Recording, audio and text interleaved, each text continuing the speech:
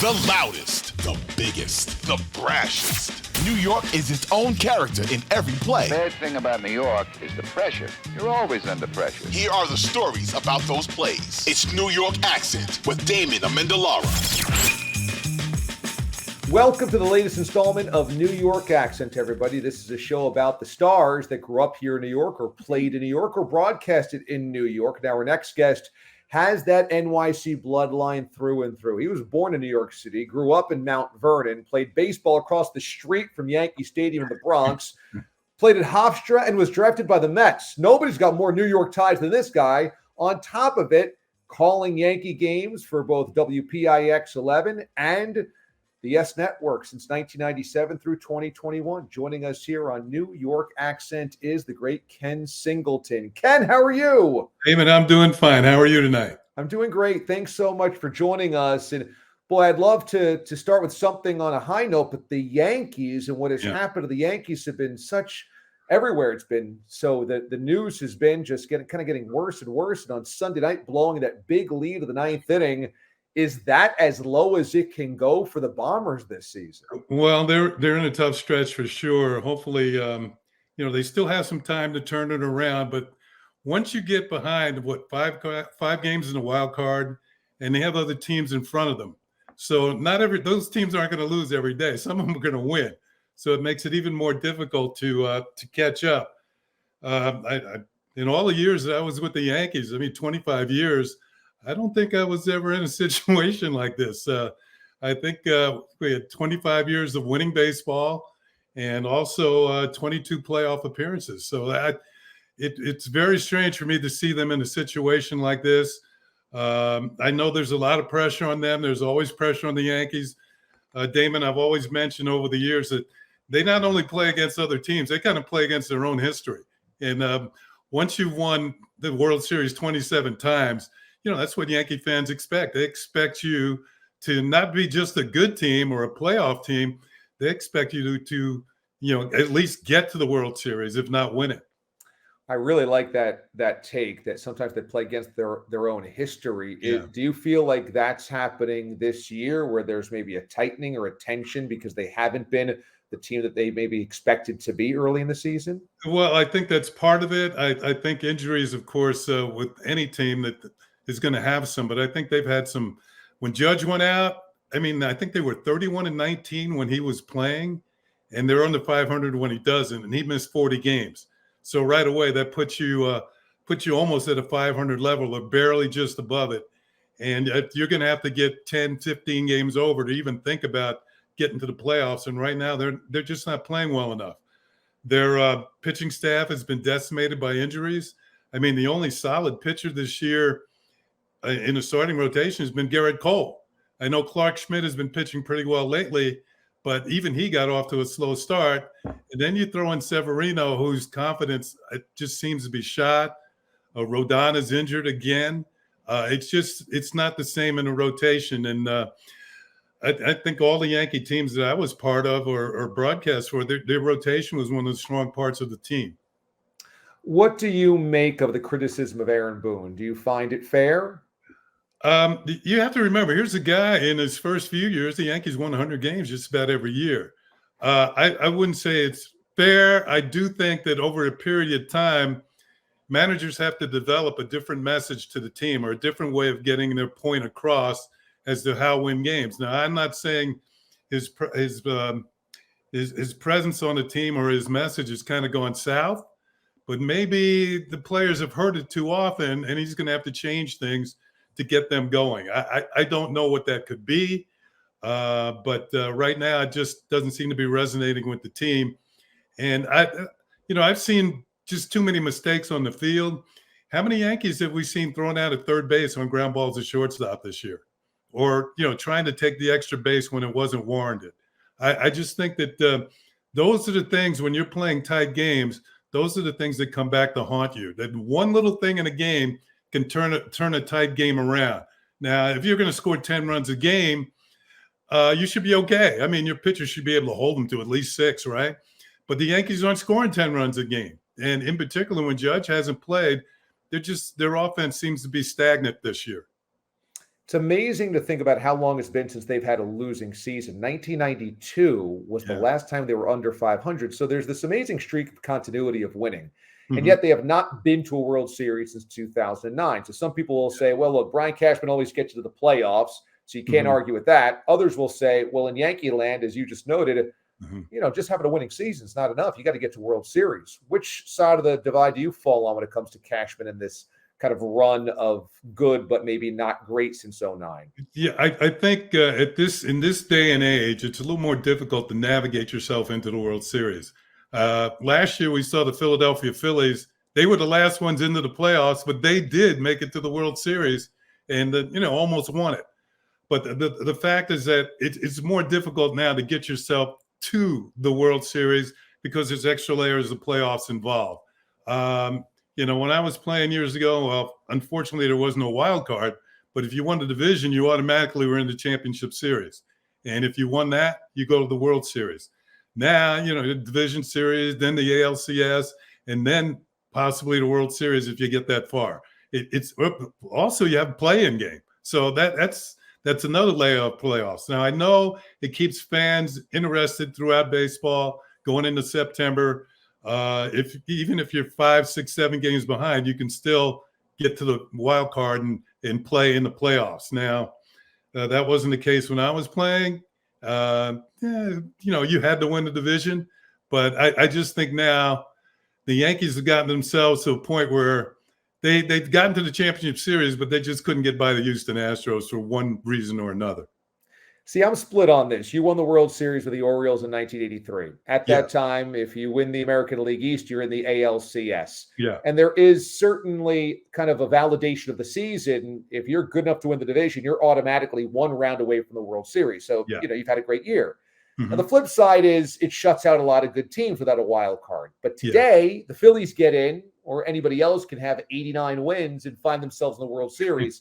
So, which do you prefer, the old way with 2 divisions and that puts you in the LCS, or the way that it is now, where the door is wide open?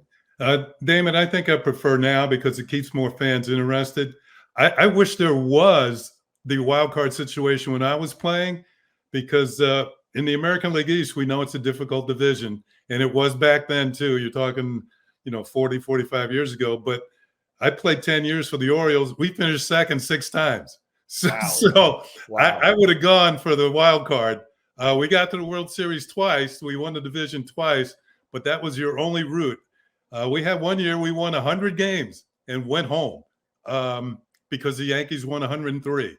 So I just think that I wish there was a wild card, and I prefer now, to be honest with you, because it does keeps more fans, even casual fans, more interested in what their teams are doing if there's a wild card situation and they know they can make the playoffs. Did way back in May and April last year or early June, did Philadelphia Philly fans last year think they had a chance? Probably not. Probably not. But they did.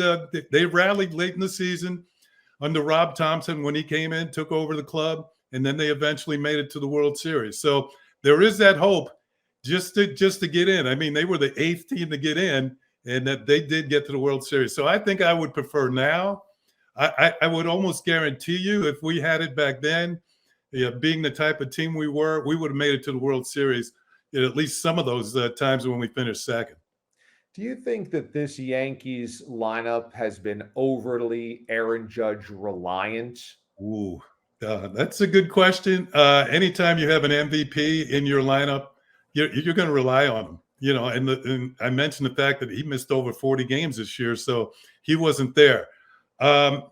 It does help to have other guys to pick up the pace if he's not playing or if he's not playing well at the time. But the Yankees hadn't had that. They've had guys who've been very inconsistent this year. It seems as though Stanton is either really hot or really cold. LeMahieu has not had the year he would like. Some of the other players just haven't performed up to their abilities as well. I think Gleyber Torres is having a decent year, but even he, I think, has played better in the past. So I just don't think the Yankee offense has been what they thought it would be at the beginning of the year. I know Sean Casey is a new hitting coach. It doesn't seem to me that they're out of the woods yet as far as offense is concerned. And if you only have one consistent starter like Garrett Cole, or I'll throw in Clark Schmidt. He's been pitching pretty well, but this is not going to cut it. It's not going to cut it at all. You had the distinct experience of having played within the American League East at old Yankee Stadium back in the late 70s when they became great again, and then broadcasting games at the old stadium as well when they, went through their winning ways as well. What was it like as both a player and a broadcaster, those October nights or late September nights when there's a pennant race or there's playoffs on the horizon at the old Yankee Stadium in the Bronx? I just think any stadium you want to be in, if you're in a playoff situation and you've got a good team, it brings energy to the stadium.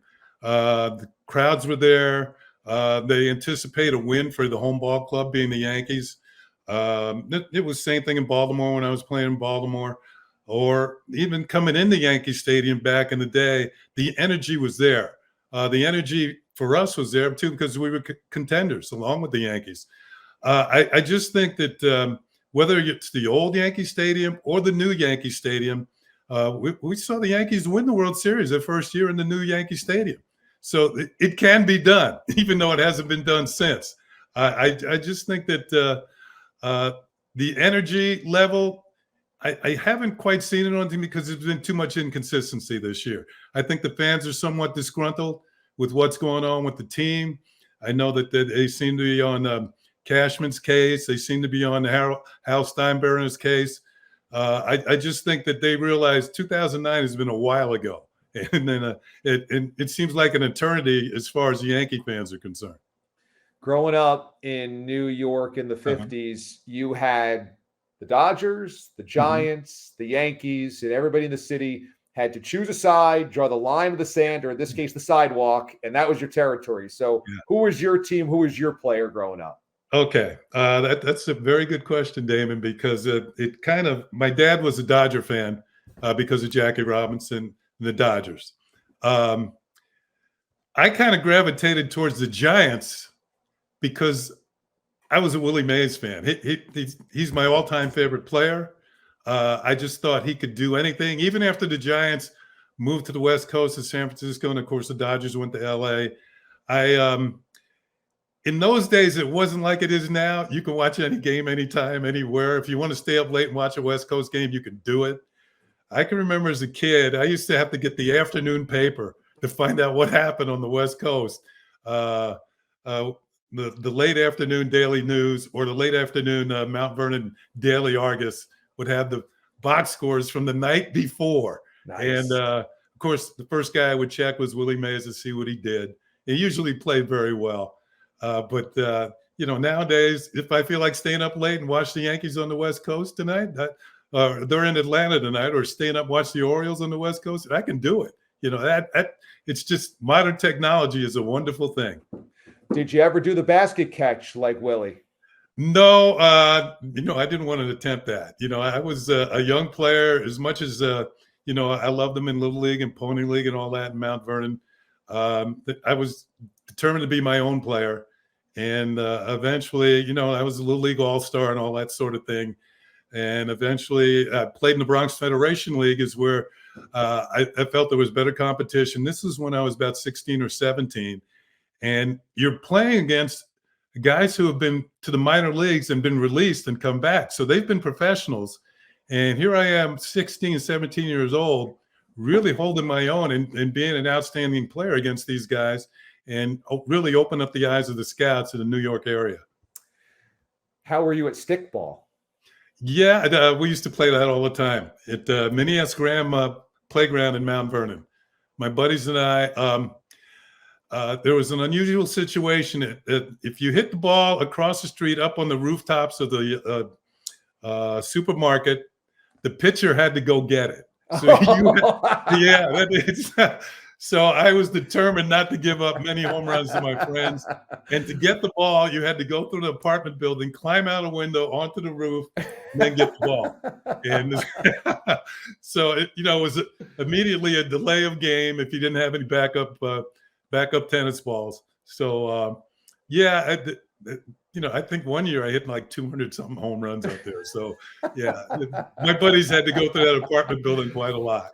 Man, that is great. That is really humiliation when it comes to a pitcher giving up a home run. Not only did you give up the home run, now you got to go fetch it by going up an apartment building and climbing on top of a grocery store. You kept your own stats, huh? More than 200 home runs in one stickball season. Well, it's approximate, but there was a lot of them. My good friends Joe Williams and Arnie Moskowitz, they let's put it this way. They're partially responsible for getting me to the major leagues. Yeah. Giving up all those home runs. So, and they were my good buddies. They were Dodger fans. They were Sandy Koufax and Drysdale. And like I said, I was Willie Mays and Marichal and Juan Marichal and guys like that. So we had a natural rivalry going. New Yorkers tend to wear their heart on their sleeve and they tend to be vocal. So are your buddies that help you get into Major League Baseball, will they take credit for your career? Partially, I would think. As long as I would leave them tickets, they were happy when we came to town or when I came up with the Mets. They were happy. Now, my friend Joe, I still think he's kind of a Dodger fan, but when we talk on the phone, he talks more Mets than anything else. So I think he's graduated to the Mets. Dodgers are, they're in Los Angeles. Man, they've been gone for 50 years or so, maybe more than that. They've played more games in LA than they played in New York. Yeah. So the same with the Giants out in San Francisco. So I just think that maybe the old school Joe Williams is gone. He's now graduated to the Mets. I don't think he could ever root for the Yankees. So having been around the Yankees for so long, was it pretty amazing to meet some of the legends or be around some of the all-time greats? Yeah, it was when they had Old Timers Day. I think a lot of them were amazed that I'm doing Yankee games and I never played for the Yankees. So, but one thing I found out over the years of working for the Yankees, that I was George Steinbrenner's favorite visiting player. Really? And it started to add up in a couple of ways, Damon. Number one, when I was with Baltimore, we'd come to New York and play. When I'd walk out of the dugout, my mom and dad, my aunt and uncle were sitting right next to the Orioles, the visiting dugout. And I knew for a fact my dad didn't pay for those tickets. I knew for a fact. So I found out that George left them for them, which was very nice of him to do. I also found out over the years that George and the Yankees tried to trade for me twice from Baltimore, and both times the Orioles said no. Wow. So I think, in a way, I think the Yankees were the only team I would have left the Orioles for. I was already on a good team. I was already playing with Hall of Fame type players and a Hall of Fame manager. So I was very happy where I was, and I'm happy I spent the remainder of my career in Baltimore. But when I think about how things were kind of adding up in that direction, after I retired, I ran into the general manager of the Orioles, Hank Peters, and he said, I would never trade you. And then it started to add up when I found out what the Yankees were up to, and they had called him a couple of times, and both times he said no. So I think he knew working for the Yankees that might have come up. So, I was happy he didn't trade me. I got to play with Cal Ripken and Eddie Murray, Brooks Robinson, Jim Palmer, played for Earl Weaver. I mean, these are some of the greatest players and managers in the baseball history. And as I said, we were a winning team. My 10 years in Baltimore, we won more games than any other team. We won over 900 games. So I was happy where I was. I mean, the whole idea is to have a chance every year, and we certainly did. What do you think it was about either you or your family that George Steinbrenner took such a liking to? I found out he had met my uncle. I remember leaving Yankee Stadium one night. I believe we had beaten the Yankees that night. And I was walking out to the parking lot. I stayed with my folks when I came to New York, up in Mount Vernon. So I didn't stay with the team downtown. And I was walking out to the parking lot. I had my dad's car, and I felt a tap on my shoulder. And I turned out, it was George Steinbrenner. And he said, "Singleton, it's a good thing I know your dad, know your uncle." And I found that my uncle used to work for Children's Services, and they, serviced underprivileged kids, and they would go to the Yankees and ask them for tickets to bring the underprivileged kids to games, and the Yankees would give them tickets, and they sit up in the upper deck. You've seen all those kids wearing the same T-shirts And that's what George would do for my uncle's, services, children's services. My uncle told me that when he introduced himself to George said, "Are you related to that Ken Singleton?" And my uncle said, "That's my nephew." And George said, "Oh, he and that Eddie Murray guy, they give us a hard time."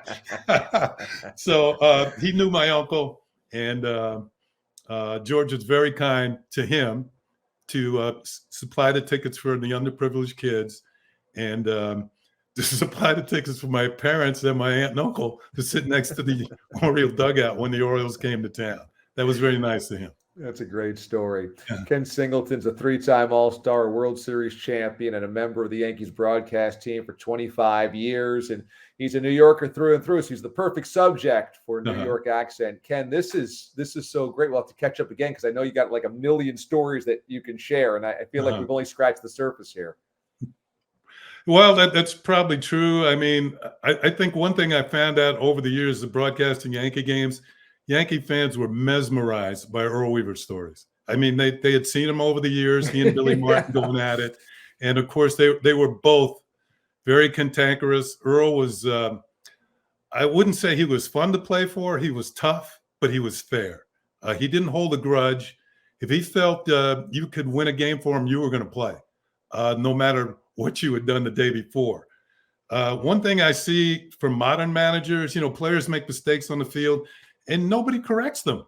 If you made a mistake on the field, Earl was waiting for you when you walked off the field, and he would embarrass you in front of everybody so you wouldn't do it again.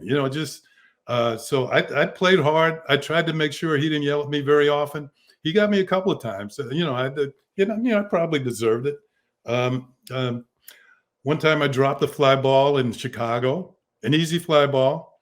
The White Sox didn't score, so I didn't feel so badly about it. But I came back to the dugout, and here he comes. "What are you doing out there?" I said, "Earl, I got no excuse. I dropped the ball. The White Sox didn't even score." He said, "That's not the point." He says, "You're supposed to catch the ball." I said, "I know that, Earl. Don't you realize I don't want to look bad in front of 30,000 fans?" He said, "Well, that's what happened. You look terrible." And then, he was about to go off on me a little bit more, and I started to get a little heated myself. And then I reminded him, I said, "Earl, I got to hit this inning." And then he thought what was more important. He said, "Okay, go ahead. And he just left me alone. Yeah, he knew I was capable of, reaching fences if, maybe even more so if I was ticked off, so. Yeah, what a character. Yeah, he was, I would say he has the best. I think I've read he has the best winning percentage of any manager since World War II. Wow. I think 58% of the games the Orioles won. He had 5 100-win teams. I was on 2 of them. Just every day he brought the energy, and that's what he expected from his players. He hated the umpires. They hated him. I can recall I went to his funeral service, and they gave every player a chance to speak. And when I went up there, I said, I looked around the room. I said, "Are there any umpires here?" And of course there were none. And I said, "I didn't think so." And, trying to lighten things up in a tough situation. I will say this, as tough as he was, and giving everybody a hard time when you didn't win, if you lost 4 in a row, he wasn't a very happy man. He made us all better players and made us all really concentrate on what we were doing, and he turned us into winners. And I appreciate him. I appreciate him for that. Damon, I remember the last time I saw him, and it was just he and I talking, and he said, "Ken, you had a great career. I want to thank you for playing very hard for me." And you wouldn't have said that when I was playing for him. But I said, "Well, Earl, thank you very much, but all I was trying to do is keep you from yelling at me." and he was, I think he was mellowing as he got towards later in his life. Another quick story, and this one really threw me. He died on a cruise. And it was an Oriole cruise, and Scott McGregor, the pitcher, was on the cruise with him. Wow. They were sitting next to each other at dinner that night, and Earl turned to Scott and he says, he said, Scott, I don't feel very well.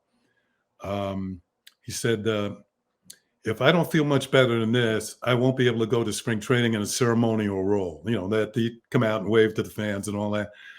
And as he turned to say goodnight to Scotty, he turned to Scotty and said, Scott, I want you to do one thing for me. When you see the guys, tell them I love them.